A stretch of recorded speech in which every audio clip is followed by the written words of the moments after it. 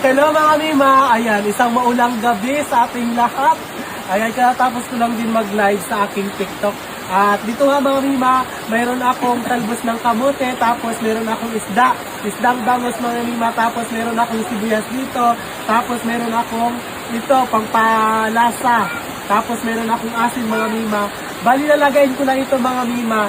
At pasensya nyo na yung tatay ko mga Mima, kasi nga malamig. Ayan, no?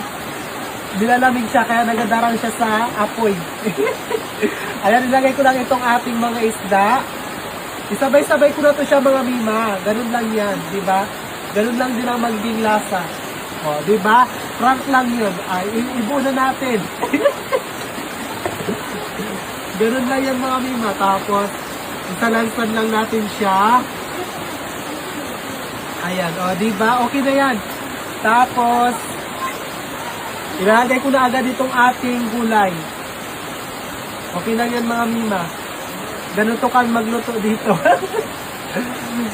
Kasi mga Mima, pag matagal pa mga Mima, pag isa-isahin pa natin, mahabang proseso mga Mima, gutom na kami. Anong oras na to?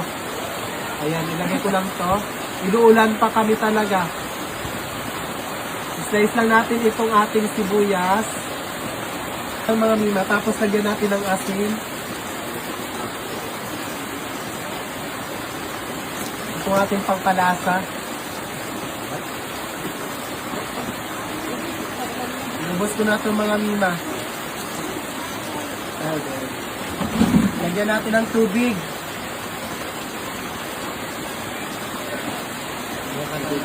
Damihan natin yung tubig mga Mima kasi marami kami kahit sabaw. Okay na yan. Ayan. Takpan natin. At atin pong isasalang. Wait lang. Mami, may isasalang na natin. Ayan. Balikan natin to pagluto na mamaya mga Mimas.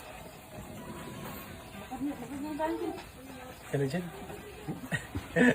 So ayan mga Mima, balikan natin itong ating niluluto. At ayan. Luto na nga siya mga Mima. O, diba? Luto na yan. Sabi ko sa inyo pag sabay-sabay na natin ilagay. Kasi maluluto din yan. O, diba? Ganun lang yan mga Mima ko. At syempre, mga Mima ko, magtitikiman na tayo.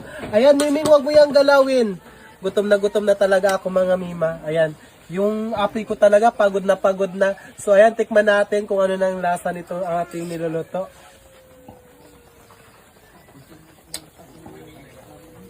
Sarap pa rin mga Mima. Ang sarap talaga mga Mima.